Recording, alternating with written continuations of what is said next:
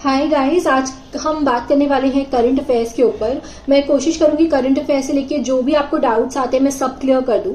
ठीक है, तो सबसे पहले तो आपको करंट अफेयर्स कब से करना स्टार्ट करना है। देखो, अगर आप एक बिगनर हो, आपका अभी तक बेसिक कोर्स कंप्लीट नहीं हुआ है बाकी सब्जेक्ट्स का, तो सबसे पहले आपको वो कोर्स कंप्लीट करना है। एटलीस्ट बाकी सब्जेक्ट्स में थोड़ा थोड़ा 60-70% सिलेबस कंप्लीट कर लो, थोड़ा सा कमांड ले लो। उसके बाद अपना करंट अफेयर्स अच्छे से करना स्टार्ट करना। अभी से सारे सब्जेक्ट्स एक साथ करोगे तो बहुत ज्यादा पैनिक क्रिएट होगा।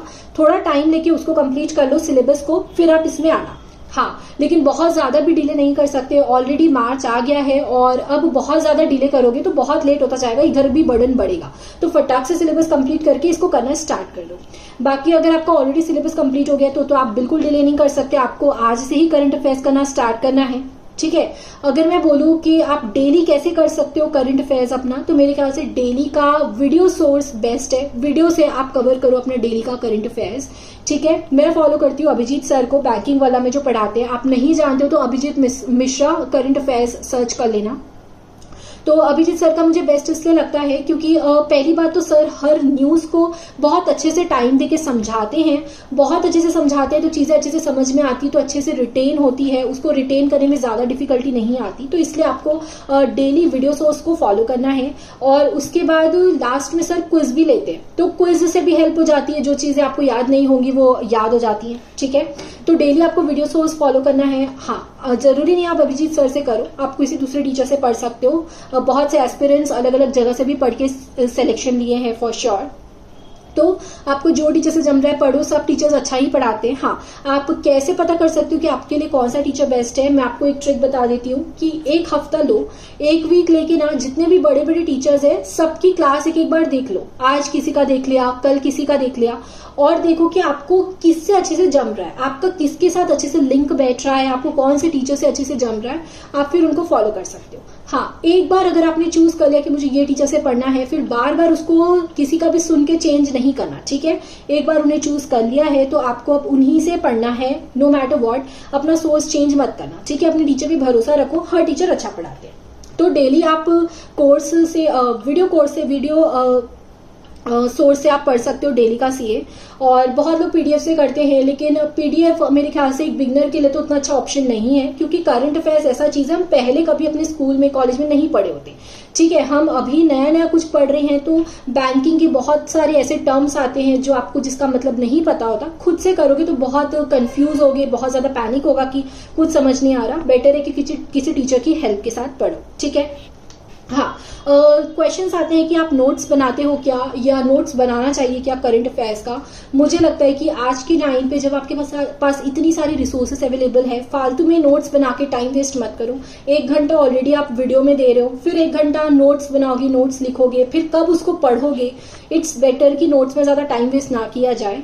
ठीक है, अगर आपको नोट्स बनाना ही है तो आप क्या कर सकते हो, वीकली का पीडीएफ या मंथली का पीडीएफ प्रिंट आउट करके निकाल दो, और फिर उसको जब पढ़ोगे तो हाईलाइटर से हाईलाइट करते चलो इंपॉर्टेंट चीजें हाईलाइट होगी, एग्जाम के टाइम पे जाके उन्हीं को रिवीजन कर लेना। तो ऐसे आप नोट्स बना सकते हो, लेकिन लिख के बैठ के टाइम वेस्ट मत करना। और मैं बता रही हूँ, अगर आप बिगनर हो ना तो आपको नहीं समझ आएगा कौन सी चीज इंपॉर्टेंट है, कौन सी चीज इंपॉर्टेंट नहीं है। आप कंफ्यूज रहोगे कि यार कौन सा लिखूं, कौन सा नहीं लिखूं। इतना सब करने की जरूरत नहीं है, पीडीएफ से कर लेना। बाकी डेली का आप वीडियो देख रहे हो, उतना आई थिंक सफिशिएंट रहेगा। ठीक है, हाँ, एक चीज और कि आपको इंपॉर्टेंट टॉपिक में ज्यादा फोकस करना है, जैसे जो बैंकिंग वाली न्यूज हो गई, गवर्नमेंट स्कीम्स हो गए, जो इंपॉर्टेंट स्कीम आती है, ये सब अब जब आप अपना कोई भी टीचर को फॉलो कर रहे हो, वो टीचर अपने आप बताता जाएगा कि ये इंपॉर्टेंट है, ये इंपॉर्टेंट है।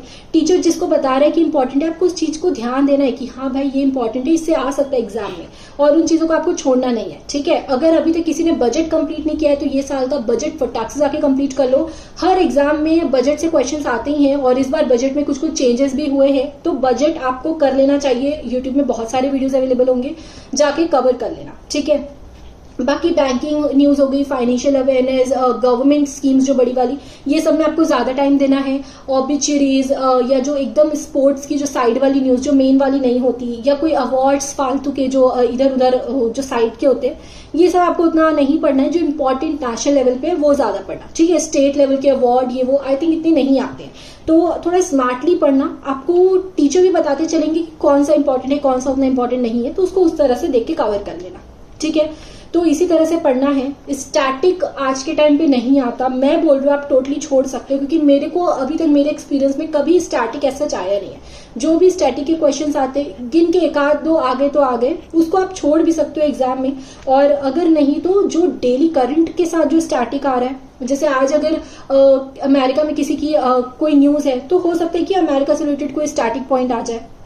तो इस तरह से स्टैटिक के क्वेश्चंस आते हैं, तो इस तरह से आप कवर कर सकते हो। लेकिन बैठ के पूरा नेशनल पार्क पढ़ रहे हैं इस टाइप की चीजें मत करना बिल्कुल। बैंकिंग में तो फॉर श्योर हेल्पफुल नहीं है, दूसरे एग्जाम्स का आई डोंट नो, ठीक है। और हाँ, बैंकिंग अवेयरनेस का बता देती हूँ कि बैंकिंग अवेयरनेस आप अभी नहीं करोगे तो चलेगा, आपके अभी के मेंस में ऐसा नहीं आते। लेकिन जो स्टैटिक वाले बैंकिंग अवेयरनेस की बात कर रही हूँ मैं, जैसे कि SBI का हेडक्वार्टर, टैगलाइन, ये सारी जो स्टैटिक वाली चीजें जो कभी बदलती नहीं, हम उन बैंकिंग अवेयरनेस की बात करें, ठीक है। तो ये जो बैंकिंग अवेयरनेस है ये आपके इंटरव्यू में ज्यादा हेल्पफुल रहती है। तो अभी आपको करने की जरूरत नहीं है, लेकिन वक्त के साथ जब आप मेंस कवर कर लो अपना, तो वक्त के साथ आप थोड़ा आगे जाके कर लेना, क्योंकि इसको करना भी जरूरी है। क्योंकि इंटरव्यू में क्वेश्चंस आते हैं, और जब आपका इंटरव्यू हो रहा होगा ना, तब आपका इंटरव्यू किसी एग्जाम का मेंस, किसी का प्री, ऐसे सब back to back lined up होते हैं। तो उस टाइम उतना टाइम नहीं मिलता कि आप बैठ के ये सब कवर करो।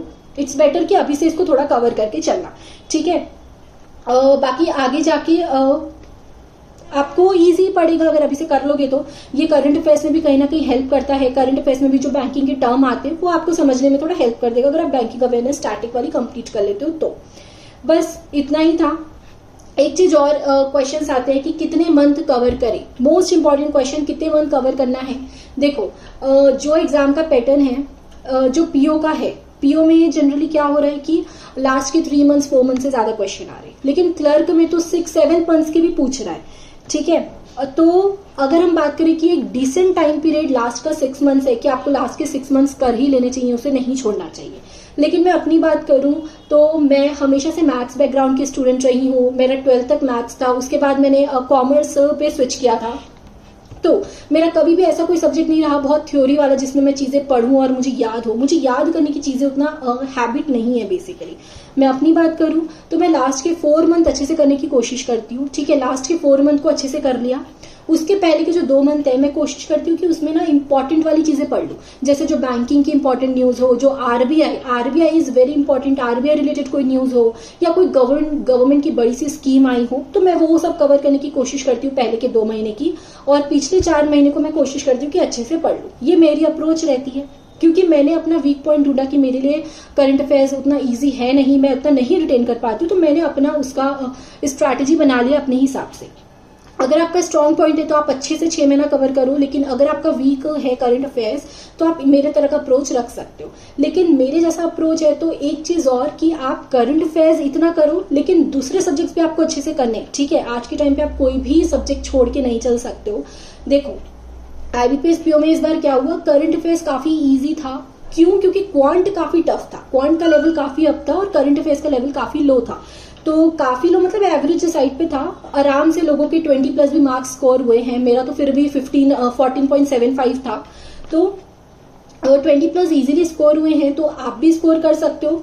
लेकिन वही है कि जो करंट अफेयर्स छोड़ के गया होगा, अच्छे से नहीं किया होगा, ये सोच के कि ये तो टफ आता है, उसको बहुत बड़ा लॉस हुआ होगा। उसके लिए बहुत बड़ा डिसएडवांटेज होगा दोनों सब्जेक्ट में, उसका क्वांट भी अच्छे से नहीं हुआ होगा और करंट अफेयर्स भी अच्छे से नहीं हुआ होगा, ठीक है। तो कभी भी ऐसा नहीं करना है, कुछ भी सब्जेक्ट छोड़ के मत चलो। एग्जाम में कुछ भी इजी आ सकता है और कुछ भी टफ आ सकता है, आपको नहीं पता रहेगा कि कौन सा इजी है और क्या टफ आ रहा है, ठीक है। मैंने कोशिश की कि मैं सारे टॉपिक्स कवर कर दूं, और करंट अफेयर्स में बहुत ज्यादा है नहीं बताने को। आप डेली पढ़ोगे आज से तो आपको चीजें फॉर श्योर रिटेन होना चालू हो जाएंगी। अच्छे से रिटेन अभी रिटेन नहीं होंगी, लेकिन बार बार जब आप रिवीजन करोगे तो आपको याद होना चालू हो जाएगी। देखो करंट अफेयर्स का सबसे बड़ा पॉइंट है रिविजन। जितना रिविजन करोगे, एग्जाम तक आपको रिविजन करते चलना है, जितना रिविजन करोगे आपको उतनी अच्छे से चीजें रिटेन होती रहेंगी, ठीक है। रिवीजन करने का बेस्ट अप्रोच बताऊं जो मुझे बेस्ट लगता है, वो है प्रैक्टिस मॉक के क्विज। मैं क्या करती हूँ, प्रैक्टिस मॉक का जो क्विज है करंट अफेयर्स का, इस वीक का पहले लगा लिया।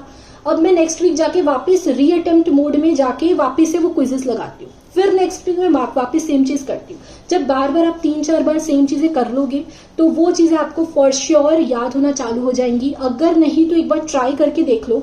मैं बोल रही हूँ कि कम से कम 3 या 4 सिटिंग में 3 या 4 सिटिंग में 3 या 4 बार आपने उसको अच्छे से पढ़ा है तो वो चीजें आपको याद होना चालू हो जाएंगी। हाँ, आपको उसका एनालिसिस भी अच्छे से पढ़ना है, ठीक है। तो मैं रिविजन यहाँ से करती हूँ, मेरे लिए बेस्ट अप्रोच है रिविजन की, आप ये ट्राई कर सकते हो। इसके अलावा मैंने सारे सब्जेक्ट्स के वीडियो बना के पर्सनली अच्छे से डाल दिए अपने चैनल में, आप गो थ्रू कर सकते हो आपको जो भी सब्जेक्ट में डाउट हो। और किस टॉपिक में वीडियो चाहिए कमेंट कर देना। मिलते हैं नेक्स्ट वीडियो में। मुझसे जुड़ना चाहो तो चैनल सब्सक्राइब कर देना। Thank you.